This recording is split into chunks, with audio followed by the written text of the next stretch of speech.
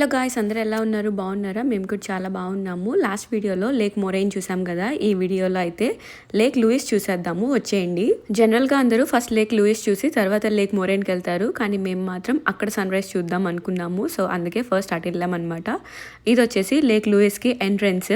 Right సైడ్లో ఉన్నదంతా parking అనమాట. మేము 10 o'clock అలా వచ్చాము, అప్పటికే మొత్తం ఫుల్ అయిపోయింది. లేక్ మొరైన్ దగ్గర ఉన్నట్టే ఇక్కడ కూడా ఒక బిల్డింగ్ ఉంది, అండ్ దాని లోపలికి వెళ్తే లాడ్జ్, గిఫ్ట్ షాప్, కెఫేస్ అట్లా ఉన్నాయి అన్నమాట లోపల. మేమైతే దాని లోపలికి వెళ్ళలేదు, ఆల్రెడీ కాఫీ అవన్నీ వేస్తాం కదా, సో ఇంకా అవసరం లేదని చెప్పి డైరెక్ట్గా వ్యూ పాయింట్ దగ్గరికి అయితే వెళ్ళిపోతున్నాము. మేము వచ్చేసరికి ఈ ప్లేస్ అయితే చాలా క్రౌడెడ్ అయిపోయింది. ఈ లేక్ లూయిస్ దగ్గర ఇంకొక స్పెషల్ అట్రాక్షన్ ఏంటి అంటే ఫెయిర్మౌంట్ హోటల్ ఉంటుంది. చాలా బ్యూటిఫుల్గా ఉంటుంది, మళ్ళీ చూద్దాము. మేము వెళ్ళినప్పుడు ఏంటో క్లైమేట్కి విపరీతమైన మూడ్ స్వింగ్స్ అనుకుంటా. కాసేపు వర్షం పడింది, కాసేపు స్నో పడింది, కాసేపు ఎండ వచ్చింది. అమ్మో భయంకరంగా ఉంది. మేము వెళ్ళిన రోజు ఫస్ట్ డే మార్నింగ్ 4:30కి కొంచెం అలా వర్షం పడింది. ఆఫ్టర్నూన్కి విపరీతమైన ఎండ. అండ్ మీరు ఇక్కడ చూస్తే అందరూ జాకెట్స్ వేసుకొని ఉన్నారు. అండ్ మేము కూడా 2 లేయర్ల జాకెట్లు వేసుకొని వెళ్ళాము. మధ్యాహ్నానికి ఒక జాకెట్ సరిపోయింది, బట్ మార్నింగ్ అయితే బాగా చల్లగా ఉండింది. ఇంక ఇక్కడైతే వ్యూ పాయింట్ అనమాట. అందరూ నుంచొని తెగ ఫోటోలు దిగేసుకుంటున్నారు. అసలు ప్లేస్ కూడా లేదు మేము ఫొటోస్ తీసుకోవడానికి. ఫస్ట్ అయితే వ్యూ చూసేద్దాము.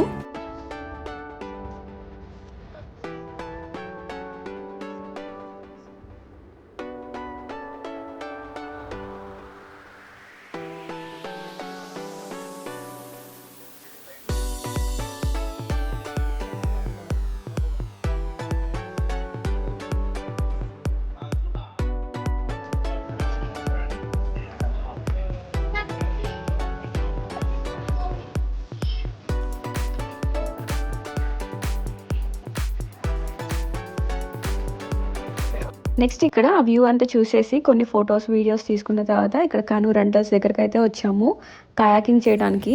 ఫస్ట్ అయితే కొంతమందే ఉన్నారు, కానీ రాను రాను లైన్ పెరిగిపోతుందని చెప్పి ఇంకా లైన్లో నుంచుని పే చేసేసి లోపలికి అయితే వెళ్ళిపోయాము. ఇక్కడైతే మాకు లైఫ్ జాకెట్స్ ఇచ్చారు ఫస్ట్ వేసుకోమని చెప్పి.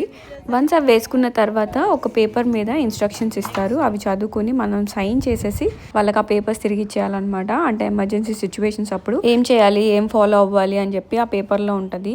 అది కాకుండా మనకు కయాకింగ్ చేయడం రాకపోతే వాళ్ళు ట్రైనింగ్ కూడా ఇస్తారు. ఇంక ఇక్కడైతే మేము కయాకింగ్ చేయడం స్టార్ట్ చేసేసాము. టోటల్ 1 hour ఉంటుంది అనమాట టైమ్. ఆ 1 hourలో ఎంత దూరం వెళ్ళి రాగలిగితే అంతవరకు వెళ్ళి రావచ్చు. ఇక్కడ చూడండి వ్యూ ఎంత బాగుందో కదా. ఎస్,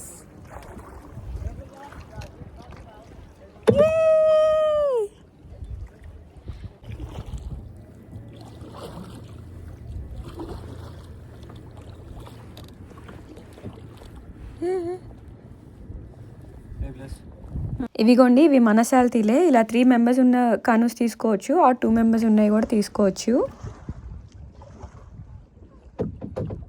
మేము అలా కయాకింగ్ చేయడం స్టార్ట్ చేసాము. ఎండ బాగా వచ్చేసింది అండ్ వాటర్ మాత్రం చాలా చల్లగా ఉన్నాయి. నేను అక్కడ పేమెంట్ చేసేటప్పుడు అడిగాను వాటర్ లోతుంటాయా అంటే ఆవిడ చాలా కాన్ఫిడెంట్గా వాటర్ అంత లోతేమి ఉండవని చెప్పింది. కానీ కొంచెం డెప్త్ ఎక్కువగానే ఉంది, ఎందుకంటే లోపల అసలు ఏం కనిపించట్లేదు, వాటర్ తప్ప.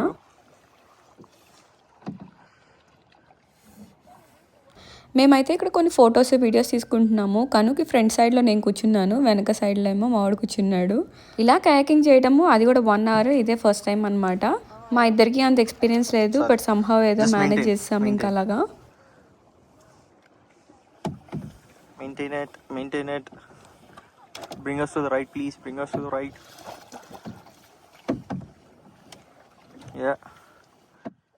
Looks like you're kayaking alone. సెంటర్లోకి రాగానే ఫొటోస్ దిద్దాం అన్నాడు. సో ఇంకా దాని గురించి అనమాట ఈ కష్టాలన్నీ.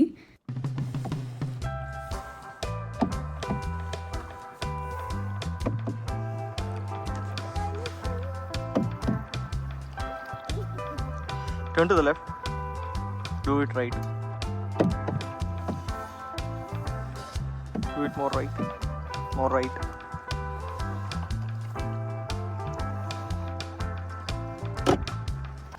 ఈ కయాక్ అలా సెంటర్లోకి రాగానే ఇంక ఫోన్ పట్టుకుని రెడీగా కూర్చున్నాడు ఫొటోస్ తీయడానికి. ఈ కయాక్ చేయటం ఏమో కానీ 1 hourకి నా చేతులని నొప్పులు వచ్చేసినాయి ఫుల్గా.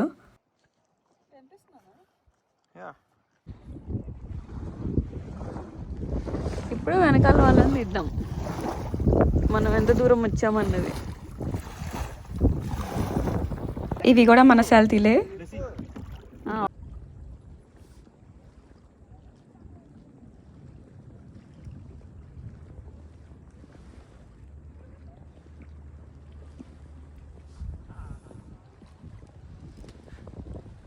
ఓకేనా?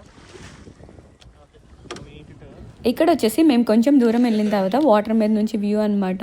అక్కడ చూడండి దూరంగా హోటల్ కనిపిస్తుంది, అలాగే మౌంటైన్స్, వాటర్, ట్రీస్ చాలా బాగుంది కలర్ఫుల్గా.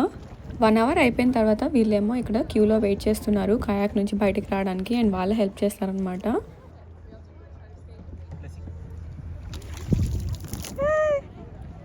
ఇప్పుడు ఇంకా ల్యాండ్ మీదకి వచ్చేసాము. కయాకింగ్ చేసి ఎనర్జీ అంతా డ్రైన్ అయిపోయింది. ఇంక ఇక్కడైతే కాఫీ అను ఇంకా కొన్ని స్నాక్స్ తీసుకుందామని వచ్చాము. మామూలుగా అయితే బయట వాళ్ళు ఈ హోటల్లోకి ఎంటర్ అవ్వలేరు, బట్ ఎవరైనా లోపలికి వెళ్ళి బయటకు వచ్చేటప్పుడు డోర్ ఓపెన్ అవుతుంది. సో ఇంక అప్పుడు దూరేసామన్నమాట.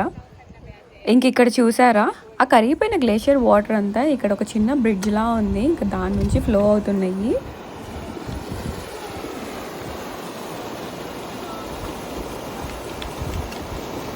ఇది వచ్చేసి ఇంకొక సైడ్ నుంచి వ్యూ ఎంత బ్యూటిఫుల్గా ఉందో కదా. ఇంకా మేమేమో ఇక్కడ వచ్చేసి తెచ్చుకున్న కాఫీలు, స్నాక్స్ తింటూ కూర్చున్నాము కాసేపు.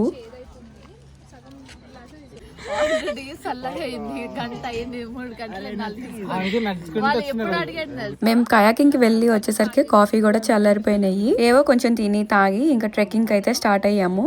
ఇది వచ్చేసి హోటల్ ఎంట్రన్స్.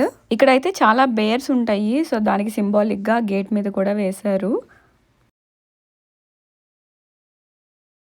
మేము ఫ్రంట్ లో ఉన్నప్పుడు కొంచెం క్రౌడ్ ఎక్కువ ఉంది కదా, కానీ ఇక్కడ మాత్రం అసలు క్రౌడే లేరు. ఇక్కడ చూసారా ఎంత బాగుందో బ్యూటిఫుల్ గా. ఫొటోస్ కానీ వీడియోస్ కానీ తీయాలనుకుంటే ఇది మంచి స్పాట్ అనమాట. మేము అందరం ట్రెక్ చేయడం స్టార్ట్ చేసేటప్పటికే 12-12:30 అలా అయ్యింది. ఇంకా మెల్లగా ఈ రోడ్ పట్టుకొని వెళ్తూ ఉన్నాము. ఈ వెళ్ళే దారిలో కొంత దూరం దాకా ఇలా బెంచెస్ వేశారు, అంటే స్టోన్తోనే బెంచెస్ లాగా వేశారు.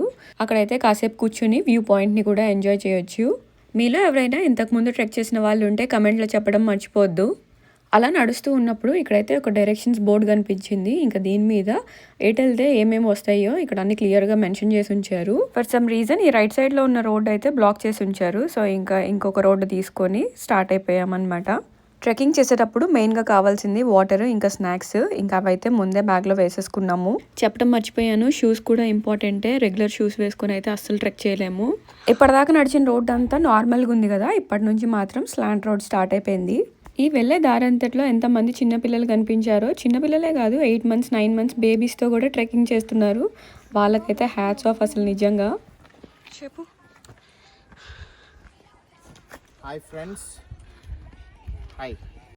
సన్ బ్రో మధ్యాహ్నానికి ఫుల్గా వచ్చేసాడు. అసలు ఎండ ఏమన్నా ఉందా? ఎలా అయితే నేను కష్టపడి 2.7 kilometers ట్రెక్ చేసి మిర్రర్ లేక్ దగ్గరికి అయితే వచ్చాము.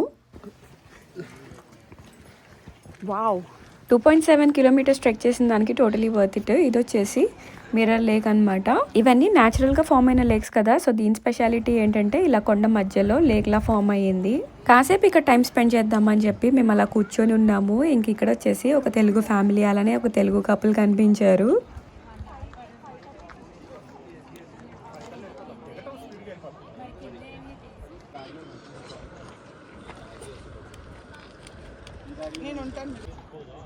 అక్కడ హార్సెస్కి కూడా సెపరేట్గా ఒక సైడ్ ఎంట్రన్స్ ఉంది.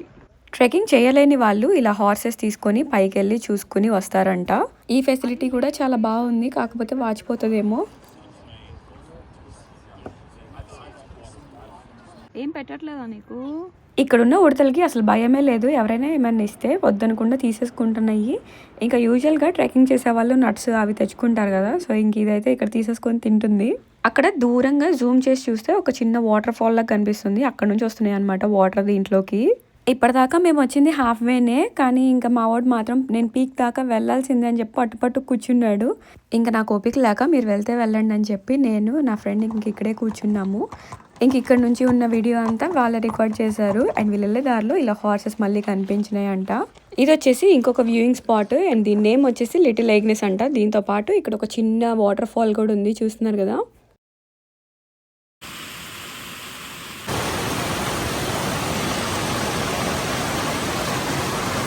మా ఫ్రెండ్స్లో కొంతమంది ఈ వాటర్ ఫాల్ దాకా వెళ్ళి కిందకు వచ్చేసారు, అండ్ వీళ్ళు మాత్రం ఇంకా వెళ్దామని చెప్పి కంటిన్యూ అవుతున్నారు. ఇంకా కొంచెం ముందుకు రాగానే ఇక్కడ ఇంకొక లేక్ ఉంది, ఇది రాస్ లేక్ అనుకుంటా. ఇందాక లిటిల్ ఎగ్నెస్ దగ్గర ఒక చిన్న వాటర్ ఫాల్ చూసాం కదా, అక్కడే ఒక టీ హౌస్ కూడా ఉంటుందంట. ట్రెక్ చేసే వాళ్ళందరూ అక్కడ దాకా వెళ్ళి కిందకి వెళ్ళిపోతారంట. ఇక్కడ నుంచి జనాలు అయితే ఎవరు లేరు. ఇక్కడైతే అక్కడక్కడ స్నో కూడా కనిపిస్తుంది. ఎంత సమ్మర్ లో అయినా ఈ కొండల మీద స్నో అయితే అలానే ఉండిపోతుంది కరగకుండా. సో ఇక్కడ చూస్తున్నారు కదా, అదే కనిపిస్తుంది. ఇక్కడ చాలా సైలెంట్గా ఉంది, వాటర్ సౌండ్ తప్ప ఇంకేం సౌండ్స్ వినిపించట్లేదు.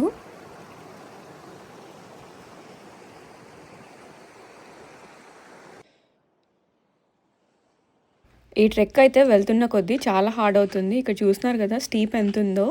ఇది వచ్చేసి ఇంకొక వ్యూయింగ్ స్పాట్ అండ్ దీని నేమ్ వచ్చేసి లిటిల్ బీ హైవ్.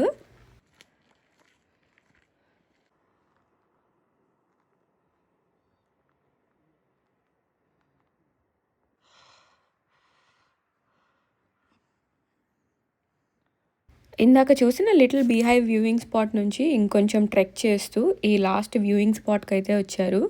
అండ్ దీని నేమ్ వచ్చేసి బిగ్ బీ హైవ్ అనమాట.